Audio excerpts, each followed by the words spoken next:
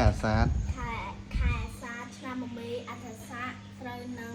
ថ្ងៃទី16ខែមិថុនាពុទ្ធសករាជ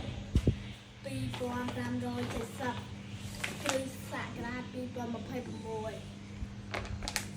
វិយាករណ៍បាលីថ្ងៃទី2រាប់ពីត្រឹម11ដល់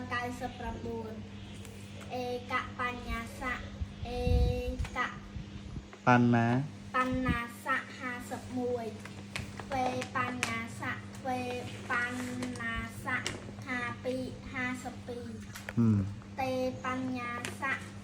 តេ បណ្ណា បណ្ណាស័ក53ចតុបញ្ណា ចតុបញ្ញាស័ក ចតុបញ្ញស័ក ចតុបញ្ញ ណាស័ក អូខេ 54បញ្ច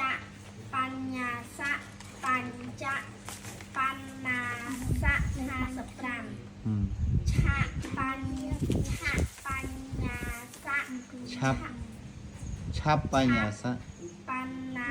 ស័ក56សត្តបញ្ញស័កសត្តបណ្ណាស័ក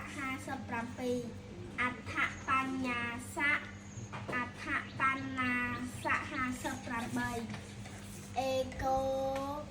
សទ្ថៃ អេកូនអ្នកសទ្ថៃ អេកូនអ្នកសទ្ថៃ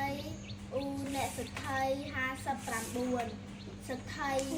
60អេកសទ្ថៃ61ទ្វេសទ្ថៃទ្វាសទ្ថៃ62តេសទ្ថៃ63ចតុសទ្ថៃ64បញ្ចសទ្ថៃ65ឆៈសទ្ថៃ66សត្តសទ្ថៃ67អដ្ឋសទ្ថៃ68អេកោណាសត្តៈ តេ សតិអ៊ូណាត់សតិ អ៊ូអ្នកសត្តតេ អ៊ូអ្នកសត្តតិអេកូណាសត្ តរេ សត្តរៈអ៊ូណាសត្តរៈ69សត្ត